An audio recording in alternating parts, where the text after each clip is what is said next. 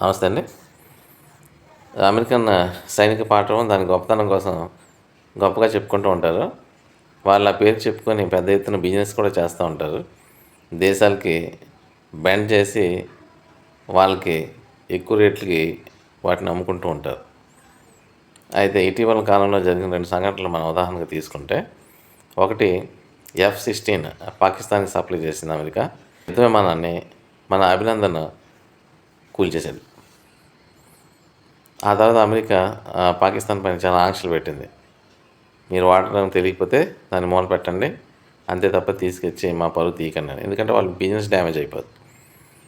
ఆ తర్వాత నిన్న హౌతీలు రెడ్ సీలో F-16 కంటే అడ్వాన్స్డ్ ఫ్లైట్ F-18ని కూల్చేశారు. దాన్ని కవర్ చేసుకోవడానికి అమెరికా అది జస్ట్ డెక్ మీద నుంచి జారిపోయి కింద పడిపోయింది అని చెప్పుకుంటున్నారు. దాన్ని హౌతీలు కూల్చేశారని హౌతీలు స్టేట్మెంట్ ఇచ్చుకున్నారు. సో టెక్నాలజీ ఎంత ఉత్తమమైనది అయినప్పటికీ కూడా దాన్ని వాడేవాడు వెనకున్న మనిషి పర్ఫెక్ట్గా లేకపోతే అవి కూలిపోతూ ఉంటాయి.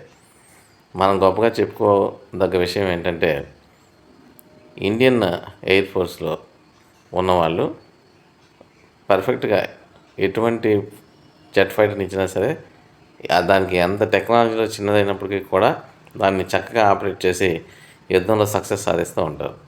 అది మన ఇండియన్ ఎయిర్ ఫోర్స్ గొప్పతనం. Thank you.